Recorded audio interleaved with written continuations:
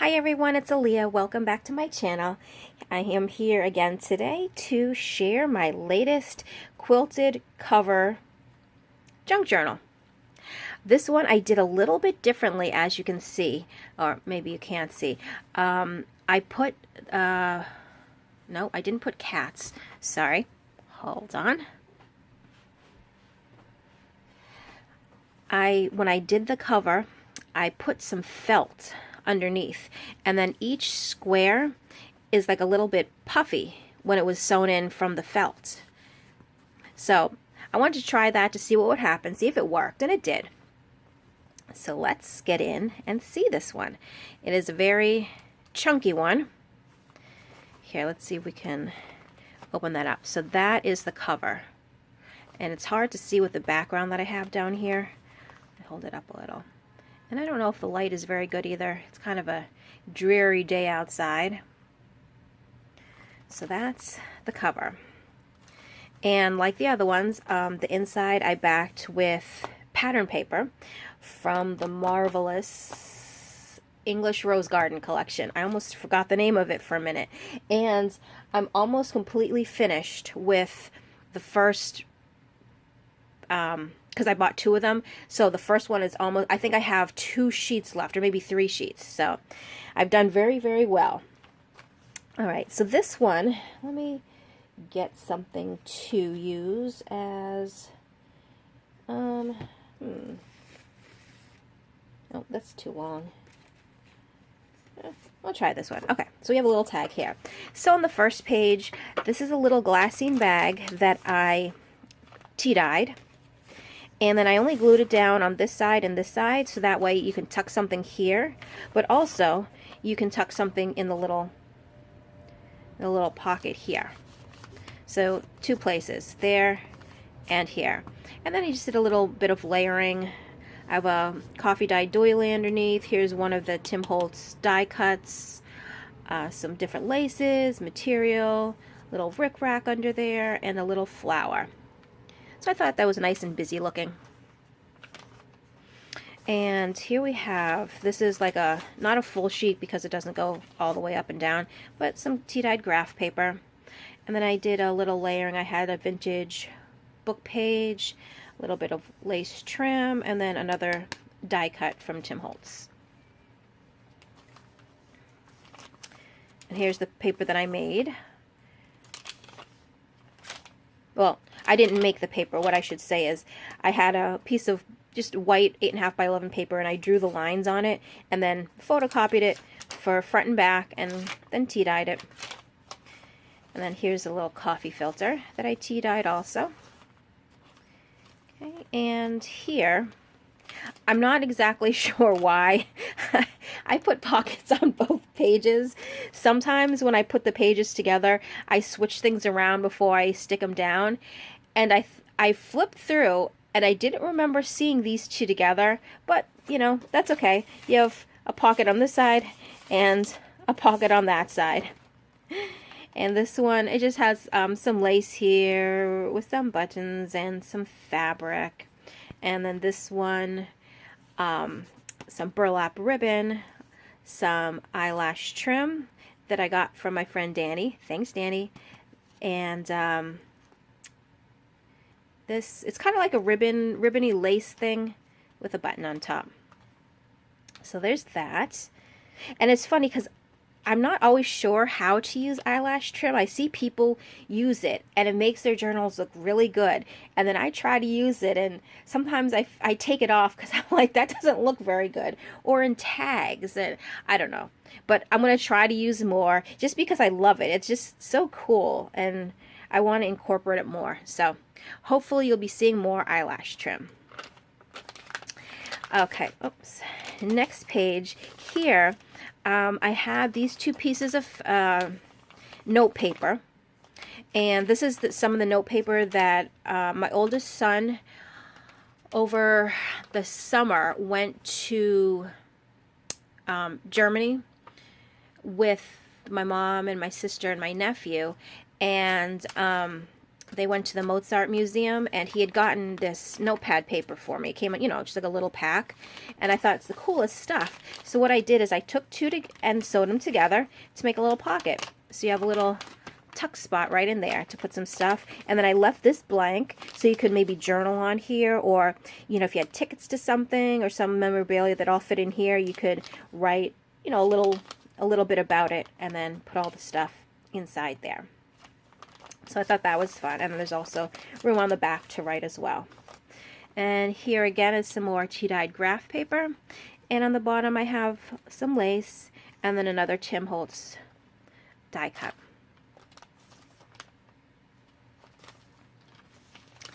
And this one, I did something different. Normally when I put the hole reinforcers, I like to tie a little bit of lace through each one.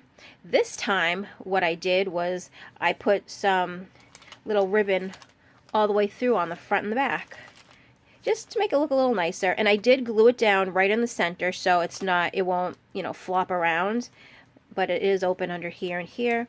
And on the back I glued it right here. Well, those are the two parts that met that I glued there. So I thought something different. Here we have this is tracing paper, and I thought it would be a little bit thicker, but it's really thin, almost like a tissue paper, but it's like a fun sound when you turn the page to hear that the wrinkle. So I love that, but I mean, you can still also write on it, or just flip it back and forth and listen to the crinkle like I do. And here's a little flip out here, and plenty of space for journaling. And then it closes back up there. And here I have a little pocket, or a little tuck spot, so you can tuck something in there. And then I just ran a little lace on the bottom and a little rickrack on the top. And I see so many people using washi tape in their journals as decoration, and I have you know, not a lot, but I have a few rolls of washi tape, and I don't normally know what to do with it. So I decided, you know what, let me try and just use a little. So put a little strip here, and there's another strip on the other side of this page further back in the book. But I kind of like the way it looks. It sort of makes a little border of something. So I might start incorporating more washi in my journals. And this one I did do the little lacy ribbon through the hole reinforcers, but I like it, and I don't know if it's going to be picked up on camera, but when I tea dyed, or anytime I coffee or tea dye these notebook pages, the lines are this bluish color, and they always fade or run, but the bluish color stood out a lot, and the color of this sort of brings out the blue, so I kind of like the way that looked.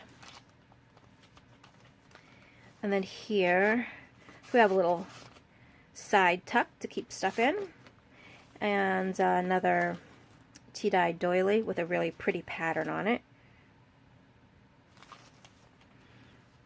And I made some sewed pockets for this journal. So I took, this is one of the cutouts from the collection, and I turned it into a little floating pocket, so you can put stuff in there, and then you can clip it anywhere you like, or you can attach it down and make a tuck spot with it. Whatever you want to do. There's a couple in this book, so whoever does receive this book can, you know, use the clips and attach them anywhere they want, put whatever they want in there, or glue it down to a page, tape it down, use washi tape, anything. So I thought that was kind of fun too, because I love these cutouts from the collection. So I decided to make pockets. And here again, we just have some cream color lace going through the hole reinforcers there. And more crunchy tracing paper. And here, where's my, this lace here, I only glued it on the two sides, so something could actually be tucked inside there. And then I also put some tea-dyed paper here, so you could journal on there, and it is attached down, and then you can tuck something behind that one. And then I added a little butterfly down there. That was kind of cute. And then a little sari silk ribbon on the top. Here's the middle of the signature. Love this image. And just like the other one, here's a little pocket on the side here, so you can tuck stuff in there. And then I also put some lined tea-dyed paper down here to make a little journaling spot, so you could journal down there. And then more, oh, this is the other side of the tracing paper. And on this one, what I did, I just ran some trim here, and I put 2 vintage buttons, one on the top, one on the bottom. And here's another one of the little floating pockets. And just open on the inside to put whatever you want in there, and then it can attach wherever you want. And here's another side tuck on that one.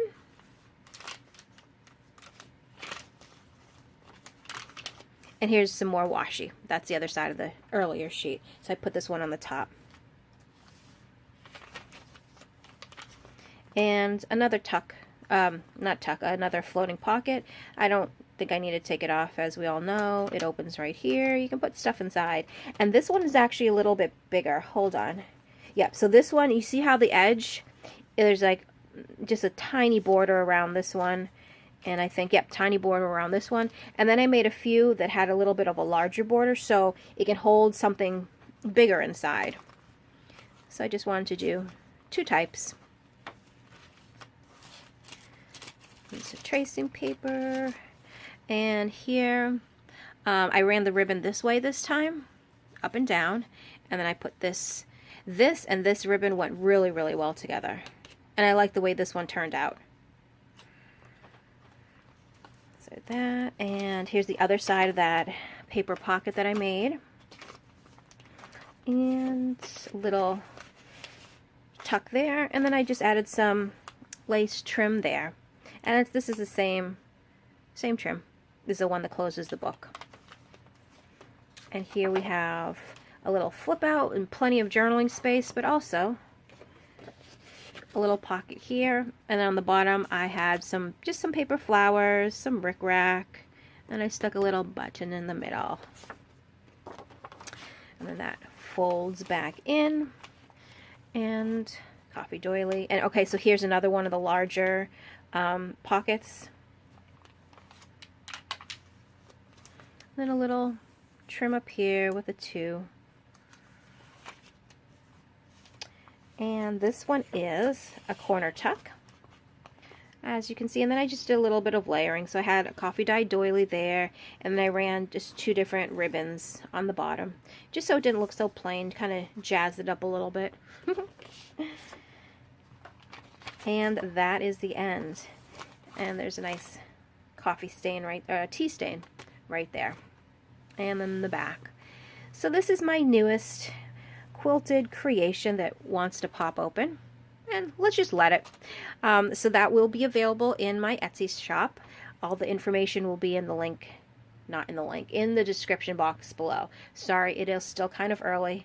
I'm fumbling with my words, but then again, that's not really an excuse, because I always fumble with my words. But as long as you guys understand what I'm saying, I think the points are getting across. But thanks for watching my video. I'm off to create my next project, and I'll see you next time. Bye.